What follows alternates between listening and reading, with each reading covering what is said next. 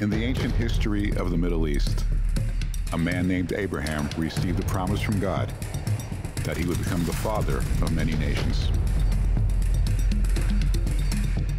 The Bnei Yisrael are the Jewish descendants of Abraham's son Isaac from his wife Sarah. The Bnei Ishmael are the Arabic descendants of Abraham's son Ishmael from his wife's handmaiden Hagar.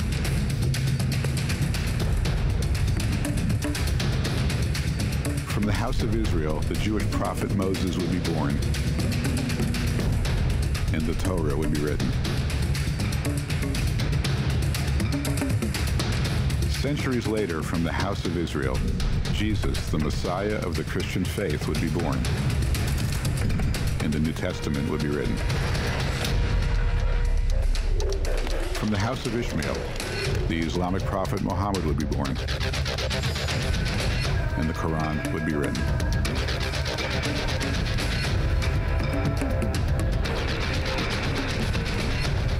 Through the centuries, the three religions of the Abrahamic faith have collided. In no place more so than Jerusalem. With the fall of the Ottoman Empire after World War I, ancient nations were restored in the Middle East, including the State of Israel, fulfilling Old Testament prophecies.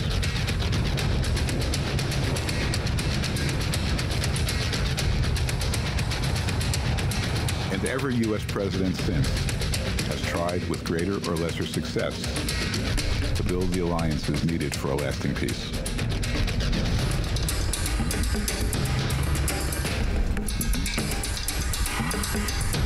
Recently, at an unlikely time, with an unlikely group, led by an unlikely president, nations of the divided faiths of Abraham came together against all odds and laid a foundation for peace that bears the name of their common father, the Abraham Accords.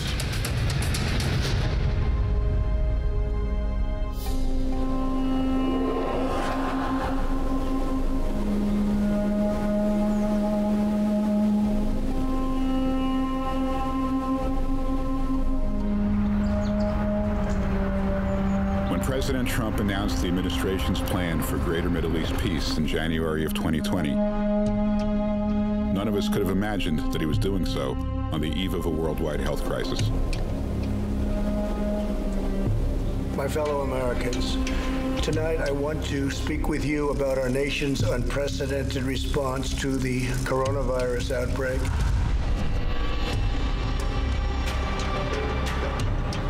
Today, the World Health Organization officially announced that this is a global pandemic.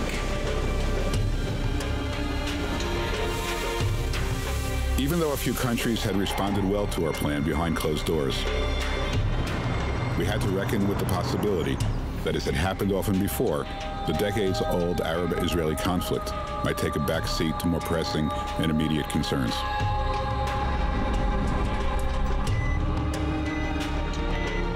Where were we as an administration in August of 2020? COVID had at that point in time spiraled, in control, out of control. Nobody knew what to read because all of the information that we had seemed to be changing on a daily basis. The president's approval rating was probably at its lowest. The feeling within the people in the White House was one of, where was the next punch coming from? And there were successes, but nobody was celebrating them and nobody was recognizing them.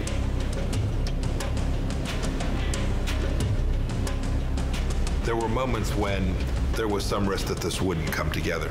World events intervening, challenges in Syria, threats from the Iranian regime. Israeli politics. Israeli politics. There were many obstacles on the path. This was not a straight line for sure. We may well fail, but we know that path. We know how that path ends.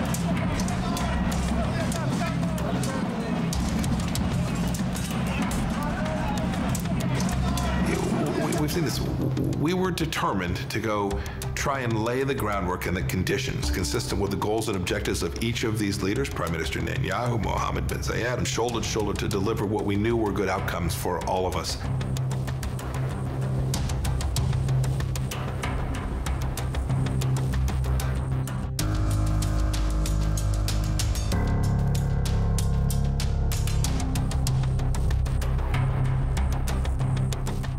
Before the UAE deal was announced, were you ever confident this was going to get done?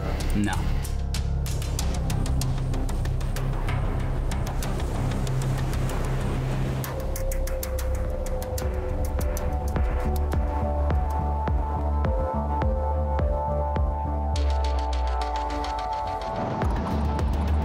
People don't realize that it's an enormous risk to change the status quo, especially the status quo, in the Middle East. It comes down to one word.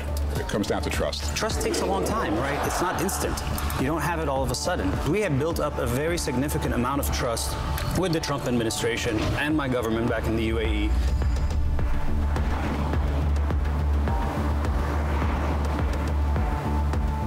Everybody wants to be involved in these negotiations, right? There's the quartet, which is made up of the EU, the UN, Russia, and the United States.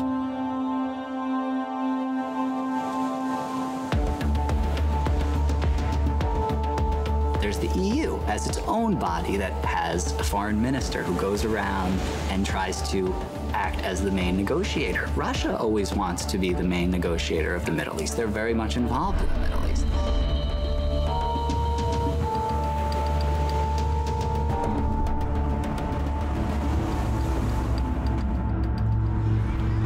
There was always this sort of tug and pull of, why are you guys the ones that get to lead this? We were negotiating with capital. These deals are not possible without the president. If the president doesn't build that capital with our allies and with our partners, they'll just try to wait the time out to potentially see who comes next.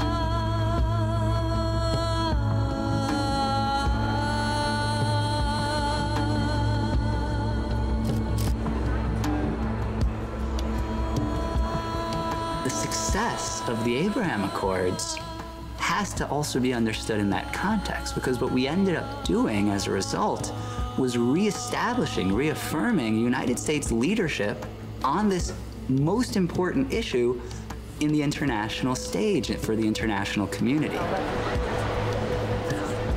But it's also extremely important for Israel's sake that a country like the United States is leading these negotiations, because the worst thing that could happen is that countries come together to try to pressure Israel to make a deal that is not in its interests from a security standpoint, from a regional standpoint, from an economic standpoint.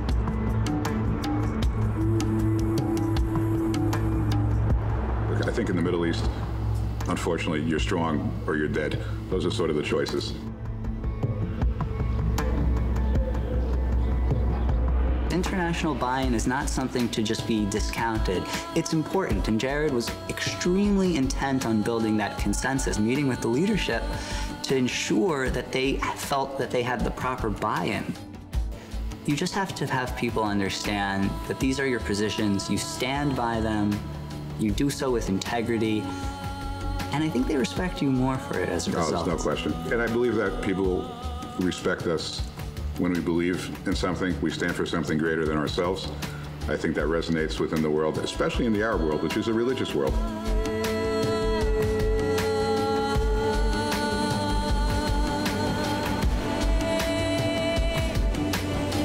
Abraham was the first believer. And Abraham identified, committed to, and followed the one true God. Abraham was promised to be great. Not Isaac, not Ishmael. Abraham was promised to be great. That all of his descendants would be blessed. You've found a reunification of people who say, we are looking to continue in Abraham's path.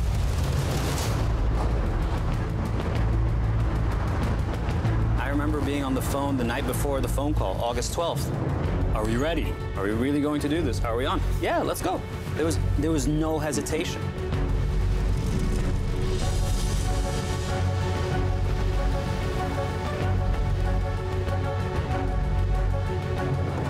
never forget that day. We sat there, maybe 10 of us. You handled the call. You spoke to the Prime Minister and the Crown Prince, and they all agreed. You and the two of them, under your supervision, agreed to normalize and to make peace. Then there were only 10 of us in the room, but we burst into a spontaneous applause. It must have lasted 10 minutes. Nobody knew anything until the President of the United States tweeted out a joint statement between Israel, the United Arab Emirates, and the United States. Israel and the United Arab Emirates have agreed on normalizing relations. They sure kept it a secret. Donald Trump, Benjamin Netanyahu, Mohammed bin Zayed, the surprise of the year. The startling, surreal, stunning surprise of 2020.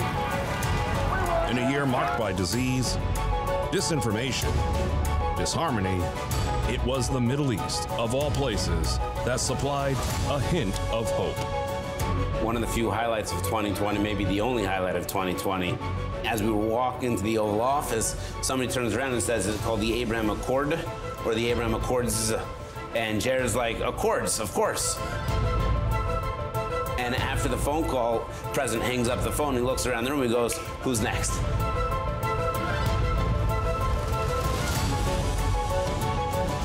Abraham, as many of you know, was the father of all three great faiths. He's referred to as Abraham in the Christian faith, Ibrahim in the Muslim faith, and Abraham in the Jewish faith. And no person better symbolizes the potential for unity among all these three great faiths than Abraham. About 5 hours later, we're sitting in Jared's office, and Jared says, I just spoke with the president. The president's given us specific instructions. Make this happen. Facts on the ground. Go big and go fast. Which is great, except who's going to go big and who's going to go fast? This part was not dictated at that point in time. Lighting up City Hall in Tel Aviv tonight, the blue and white of Israel, and as well, the green, white, black, and red of the United Arab Emirates.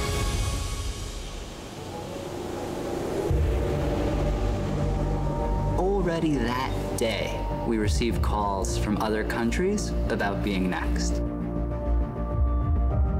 We had to chase countries just to talk about it prior to that. Right. We're not talking about progress happening over 50 years. We're talking about daily, massive progress.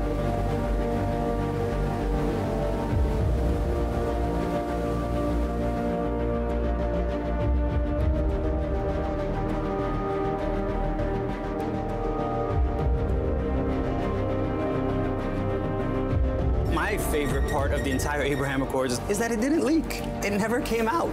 And this is abnormal for Washington, as all of you know.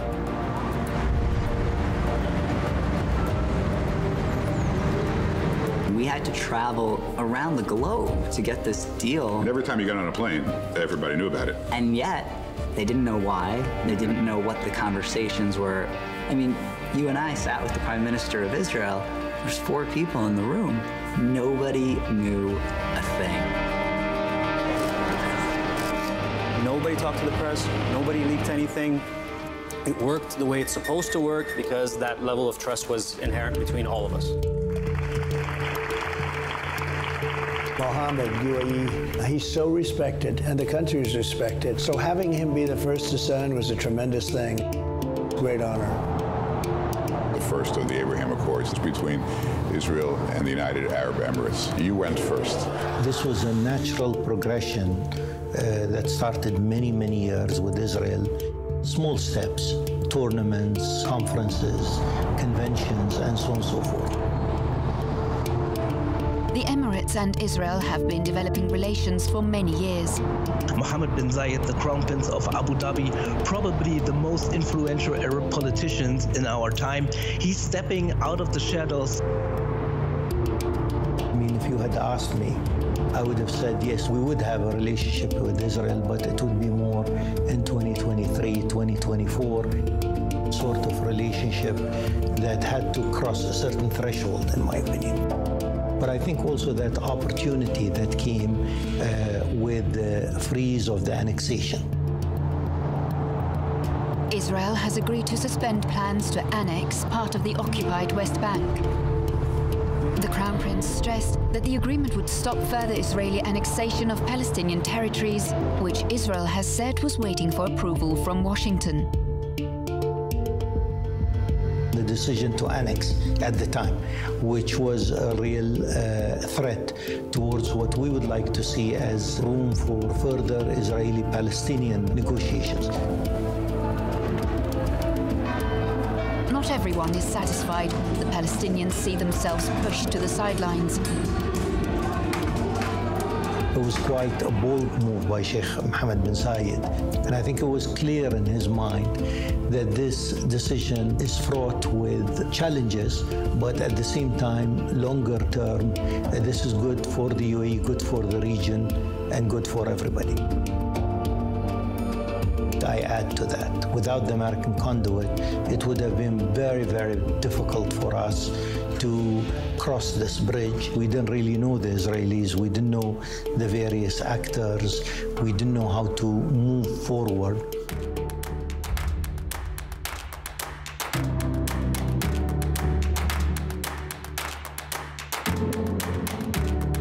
The United Arab Emirates' relationship with Israel was not at all hostile, but it was young. The Emirates' relationship with the United States was stronger and longer.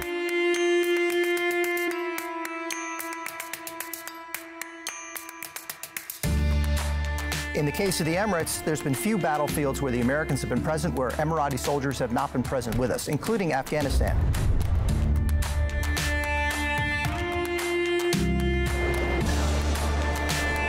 Afghanistan was the longest serving deployment. We were there with you 12 years. Wow. We served with you in Kosovo. Right. We served with you in Somalia. We are the only Arab country to ever deploy with the United States 6 times in the last 30 years.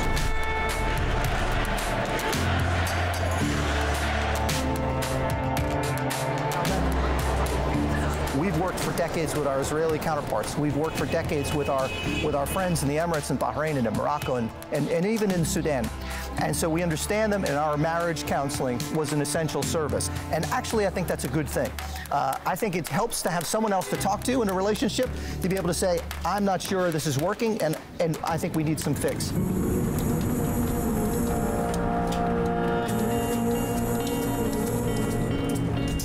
Jared Kushner and National Security Advisor Robert O'Brien show up. We get on the El Al plane from Tel Aviv to the UAE, flying over Saudi airspace with an Israeli and American delegation. Riyadh now says that it will allow commercial flights between Israel and the United Arab Emirates to use Saudi airspace. Today we are making history. Today we are living history. Today is the first direct flight from Tel Aviv to Abu Dhabi ever. A journey of peace, they say. The word displayed in the 3 languages of the brokers of the deal, which allowed it to happen. We clapped at the announcement on takeoff, and there was this feeling of elation. People were passing around menus, signed the menus. People were like taking the seat cushions. This is a memorial seat cushion. Anything to sort of remember that moment. That first flight, getting on the El Al plane, I still have my boarding pass. That's something I will frame and keep. We had the first meeting of Israel and Abu Dhabi business people, so it was the first joint meeting. And then, of course, we flew back the first Emirates flight here. The finance minister of UAE came with me on that plane. We were greeted by the Prime Minister.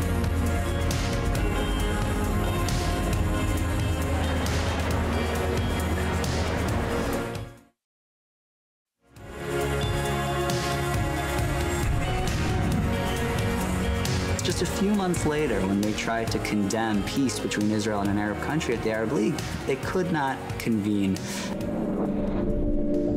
The Arab League has voted against condemning a peace agreement between the United Arab Emirates and Israel.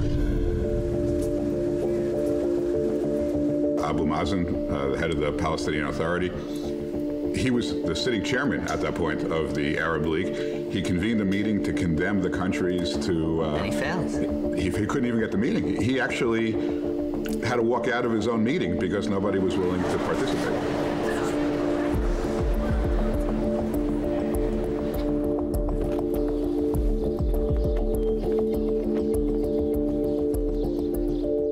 back to Egypt and look at the change that happened in the 40 years. When Sadat made peace with Israel, it was rejected by every single Arab state. It was rejected by Arab populations throughout the region to the extent that you measure public opinion. And Sadat himself paid for that peace with his life. Fast forward 40 years to understand the strategic shift that has taken place.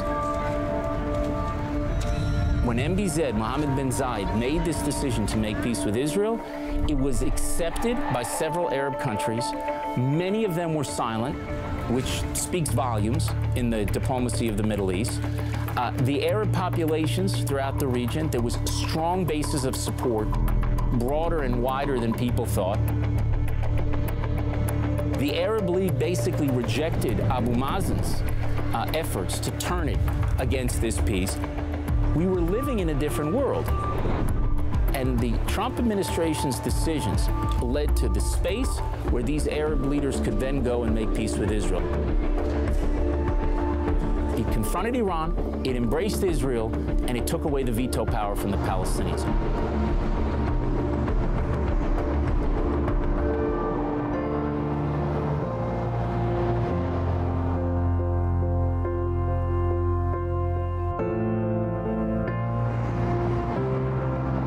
People don't know this, but negotiating the Abraham Accords really only took about 4 weeks. That's a breathtakingly quick process of a very complex issue. The people that were involved in the negotiations knew where we wanted to go. For the sake of protecting the deal and getting it right and not having people second guess it, well, wait, what about this, what about that? I think it was important to keep it in a tight circle for this to get over the finish line in the way and the time that it did.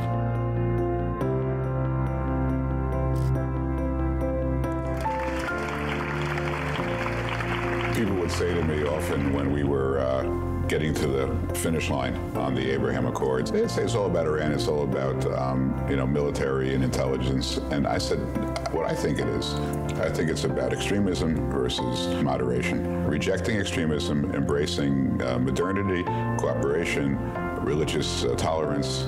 Those to me were the themes. I agree. I mean, we live in a very tight region. We share this water with Iran. We have our differences, but I think these differences need to be addressed diplomatically, politically. And that's why, from our perspective, the Abrahamic Accords are not about really new geostrategic alliances against Iran or against any other party. That's the way we understand it. It will be ludicrous to build new bridges with Israel and to burn ancient bridges with Iran. But it's definitely about changing the calculus, about moving from a region where conflict and deadlocks are seen as norms. The Abrahamic Accords are really about the UAE and how it sees itself in the world in terms of reaching out to the Jewish state. It's economic, it's cultural, it's also building a network that can help and support the Israelis and Palestinians reach an agreement. The United Arab Emirates had led the way. The next country to immediately join the Accords was Bahrain.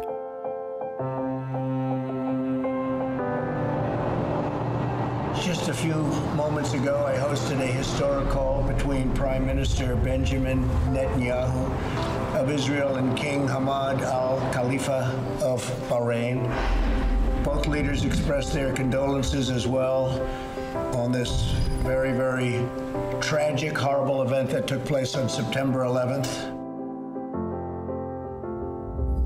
There's no more powerful response to the hatred that spawned 9/11 than the agreement that we're about to tell you. In the spirit of peace and cooperation, both leaders agree that Bahrain will fully normalize its diplomatic relations with Israel. They will exchange embassies and ambassadors, begin direct flights between their countries, and launch cooperation initiatives across a broad range of sectors. this is a truly historic day. The Abraham Accords was announced, and I heard that Bahrain was going to be one of the countries that was going to sign up. For me, it was a dream come true. Growing up Jewish in Bahrain, I never believed in my lifetime was going to happen. It is in our Bahraini DNA. We believe in coexistence, and we practice it. We live it. We believe in tolerance. We believe in dialogue. We believe in respecting each other. We believe in not interfering in the affairs of others. These are our principles and our values, and also persistence. The region needs somewhere, somehow, a different approach to reach prosperity, security, safety, and hopefully development. But we need to work together. We need each other. These values, I know, are shared by the American people. To be one of the people who actually went for the signing of the Abraham Accords in Washington, D.C. was such an honor.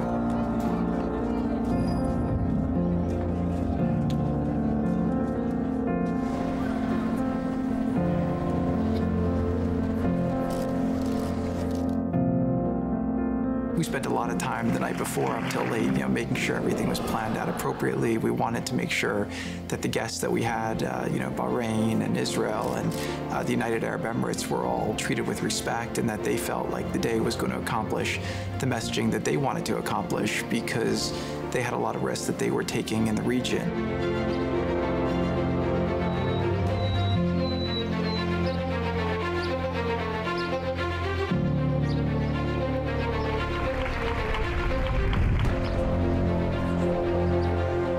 It's been 26 years since the last peace agreement between Israel and an Arab state, that being Israel and Jordan, and now 2 within a month.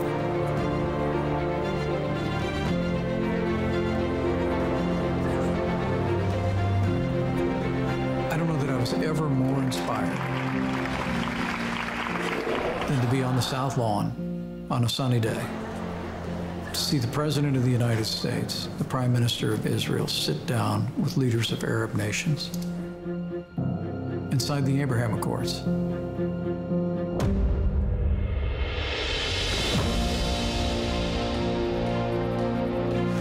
History-making progress. That was an experience that I lived during that sunny day. It was a bright day, and to be frank, I believed I said, it's a message that this bright day is for a bright future.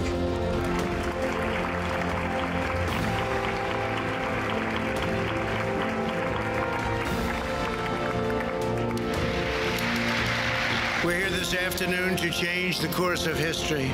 After decades of division and conflict, we mark the dawn of a new Middle East. You don't get peace from giving up vital territories that are the heart of your homeland. You get peace through strength. Yeah. And because Israel is becoming so strong, you could get the Arab countries to come, and they did. That began to change the history of the Middle East. I am so deeply moved to be here today.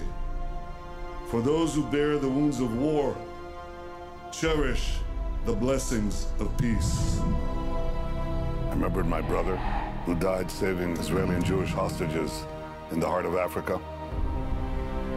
This was the culmination of a decades-old effort to establish Israel's security, its prominence as a strong and independent country, and as a strong ally of the United States. It just vindicated everything that we had said, everything that I had said just exactly 4 years earlier at the United Nations. I said, there's peace to be had. The Arab countries are waiting for it. And I knew that this was significant not only for that moment, but I think for many generations to come. I was standing by my friend Sheikh Abdullah bin Zayed and the Prime Minister of Israel and the President of the United States. And I said, My God, a Bahraini man raised by illiterate parents is bringing a message from His Majesty the King and from the people of Bahrain to the entire world, saying we believe in respect, coexistence, and peace. Why don't these values be spread over the Middle East? And why don't we pursue a path of peace? I was so proud of being a Bahraini. The symbolism of having the different leaders there together from the Arab countries and from Israel, convened by the United States of America, really was the signaling of the dawn of a new era. That was incredible.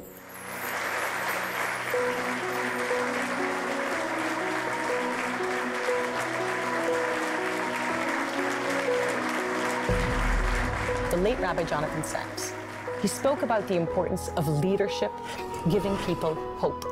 And he differentiated hope from optimism and said the following: hope is not a passive virtue like optimism. Optimism is the belief that everything will be okay.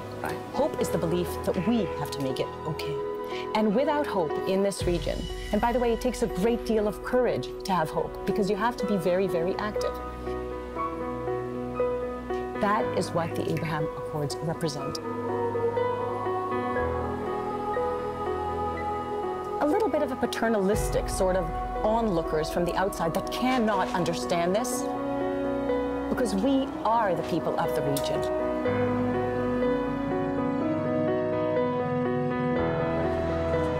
Right. And the Abrahamic faiths, yes, they all began here. We have to pave the path forward for that hope for our children, for our grandchildren, in this country, in the region, and beyond.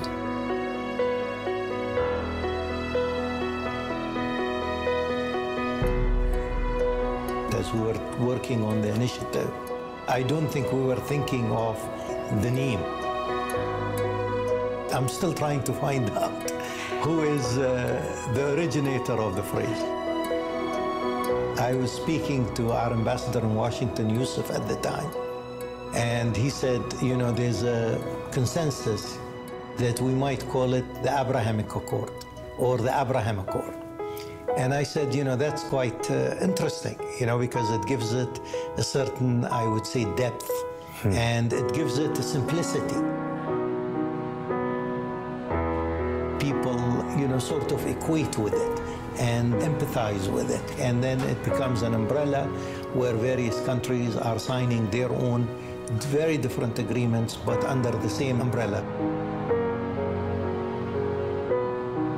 The term itself changes what is essentially a dry legal text into something that, in my opinion, becomes a little bit more visionary.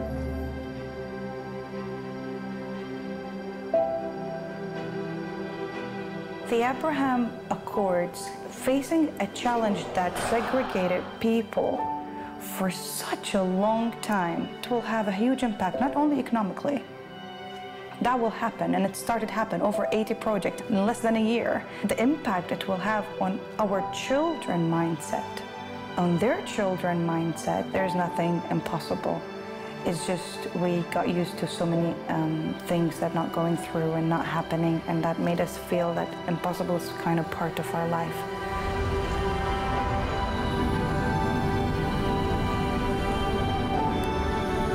The delegation marking history by taking the first ever commercial nonstop flight from Israel to Manama, Bahrain.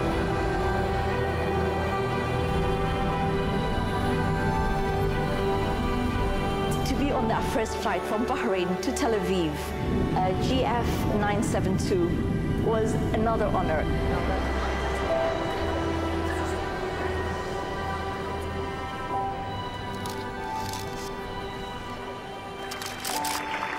For the first time ever, Israeli citizens could travel for business or pleasure to the UAE and Bahrain.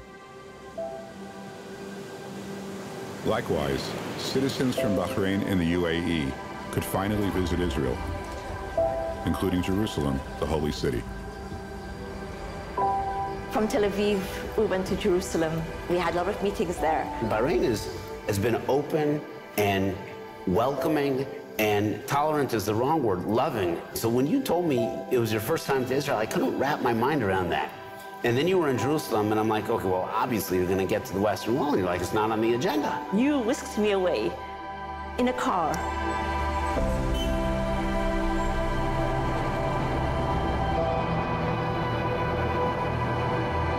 We were running against the clock because you had to be back by 4 p.m. or whatever else it would be. We got one of the drivers from the embassy.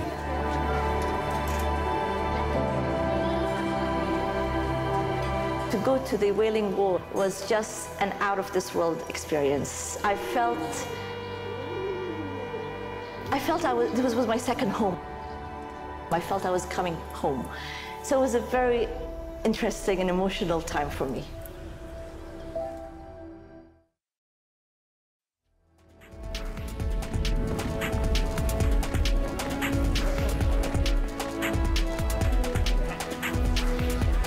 Shelves full of books called The Arab-Israeli Conflict, The Israel-Arab Conflict. Potentially, those books are no longer. The Arab-Israeli conflict, at this moment in time, there's a big question over that. Is there an Arab-Israeli conflict? Because we see a potential for a shift that is so deep, understanding that what unites us far, far outweighs what divides us, and our shared values and our shared history. The UAE and Bahrain signed bilateral agreements with Israel in September of 2020. In October, Israel and Sudan normalized relations as well. Sudan and Israel have agreed to normalize their diplomatic relations. And now Prime Minister Benjamin Netanyahu has announced that in the coming days, a delegation of Israeli envoys will visit Sudan to completely formalize the deal.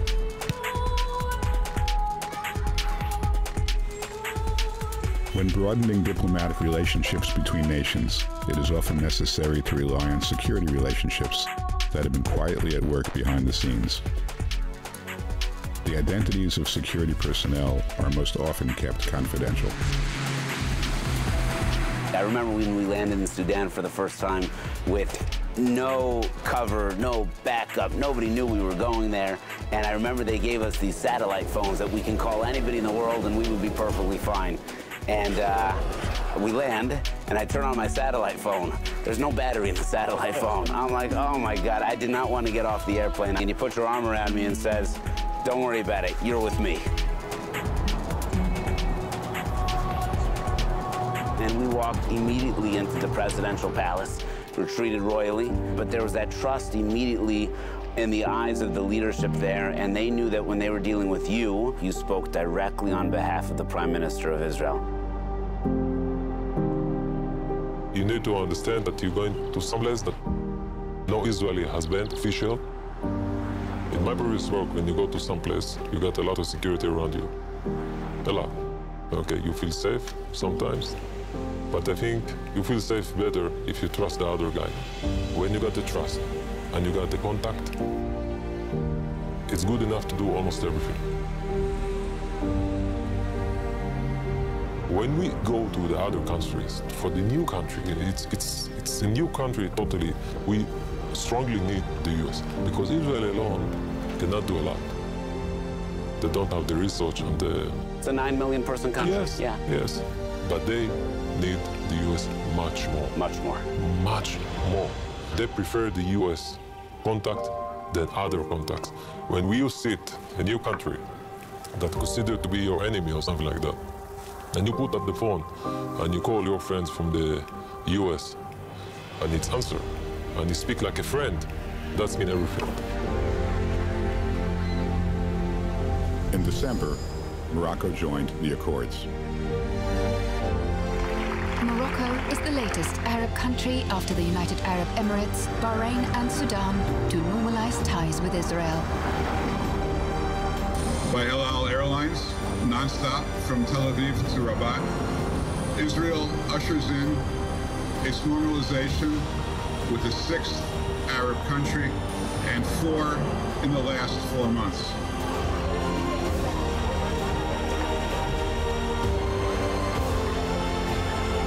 After spending 72 years trying to reach peace and only having 2 partners, in 4 months, we got partner number 3, number 4, number 5, number 6.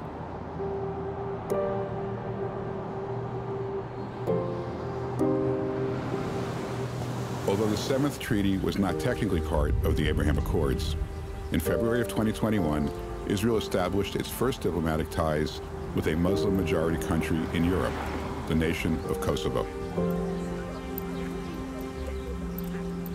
Well, Donald Trump may be out of office, but the momentum he created among countries normalizing ties with Israel is not dying out just yet. Israel and Kosovo will establish full diplomatic relations this week in a virtual signing ceremony with Israel's Foreign Minister Gabi Ashkenazi. Israel has agreed in exchange to recognize Kosovo's independence. A great move by Kosovo government and Israeli government, intermediated by US. Across these countries, embassies and missions opened for the very first time, or reopened for the first time in decades. Kosovo says it'll put its embassy in Jerusalem. This morning I received your formal request, Madam Minister, to open your embassy in Jerusalem, which of course I approve. Israel's mission to Morocco reopened this week after 20 years of being shut. The Israeli consulate in Dubai also opened 2 days after the Israeli embassy in the United Arab Emirates opened in Abu Dhabi, its capital. When I got out of the elevator and I saw the sign, Embassy of the State of Israel, it hit me. You know, the results of the Abraham Accords right here. I mean, there's nothing more tangible than an embassy, you know, with an Israeli flag in a country that had no relations with Israel until just a few months ago. For me, it's still a wonder. I get up in the morning and pinch myself. It's still the talk of the town. When was the last time Israel opened an embassy? In 2 months. So during COVID. And during COVID, yes. The synergy is amazing. Really, areas of cooperation span from space to the National Archives, I mean, and everything in between. There are flights, there are Israelis visiting here. You can hear Hebrew. Here in restaurants, in the hotels. Soon we'll open a corridor for tourists to visit both countries.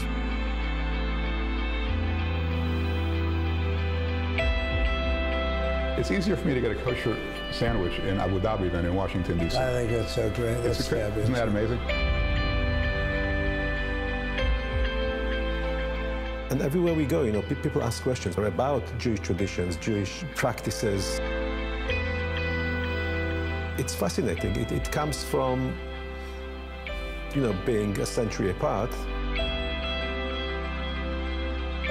We want people to take it for granted that Jews and Christians and Muslims can live together and respect each other's religions and live, you know, differently, but live together. I want to thank you for the part you're playing in doing that.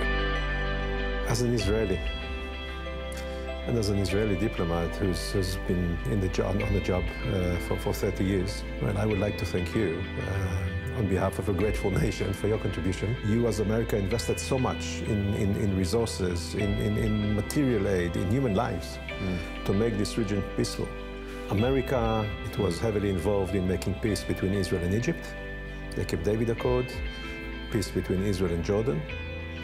And now, without American, really magnificent stagecraft, the Abrahamic Accords wouldn't have happened. I think that we are too close yet to the event to fully appreciate what has happened.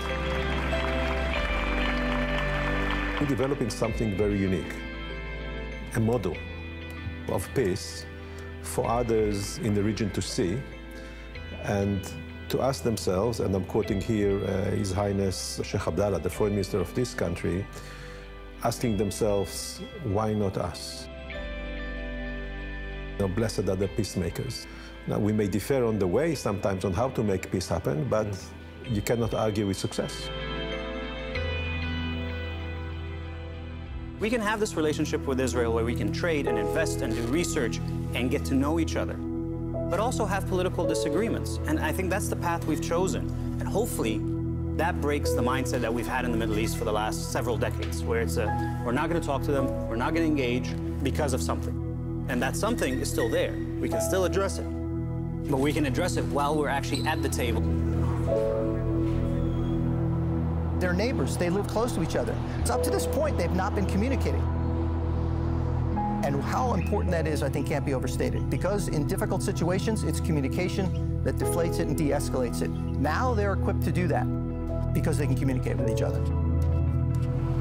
We have now more effective neighbors working together in ways they've not done before. The likelihood of us having to send someone else to go repeat this is less likely because of it. Ultimately, what I'd like to do is to pass on to the next person behind me, to the next generation, to my children, to your children, and to our country, a better situation than we found it.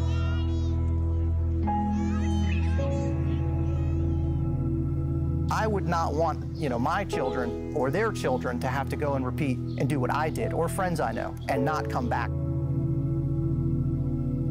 What we've done here will make it less likely others will have to pay that price and leave their lives in another part of the world far from home.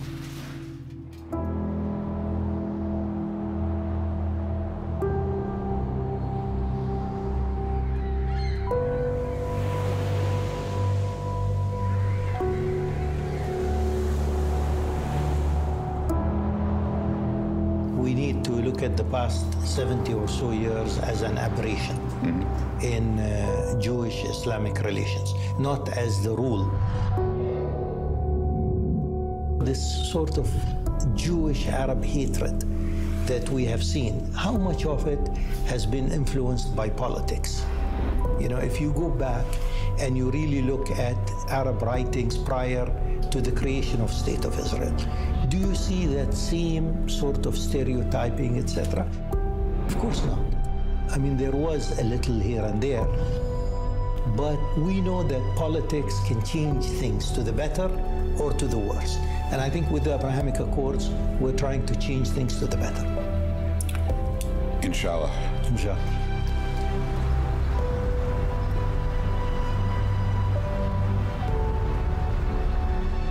The Abraham Accords were both celebrated and criticized by the larger international community. Skeptics wondered what these agreements would look like in practice, especially when a meaningful conflict arose. Those tests were yet to come, although the world would not have to wait long.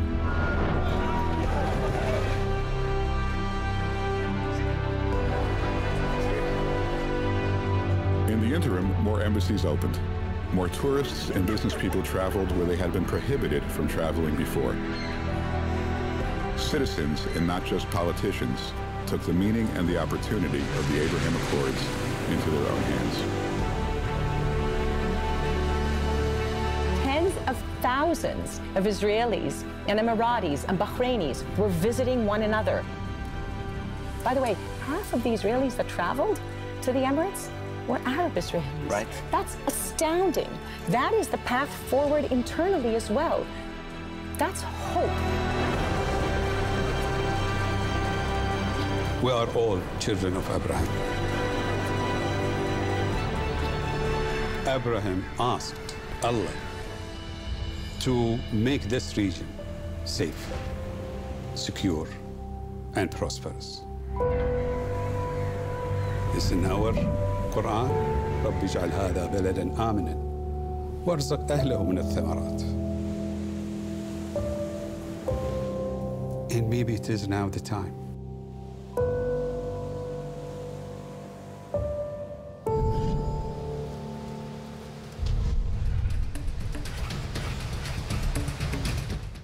Hey, I'm Mati Shoshani, and thank you for watching the TBN Israel YouTube channel. We hope this video gave you greater understanding of Israel and her people. If you haven't already, subscribe to our channel and hit the notification bell so you never miss a video. We'd love to hear from you, so be sure to share what you've learned and ask your questions in comments below. And invite your friends to join the conversation.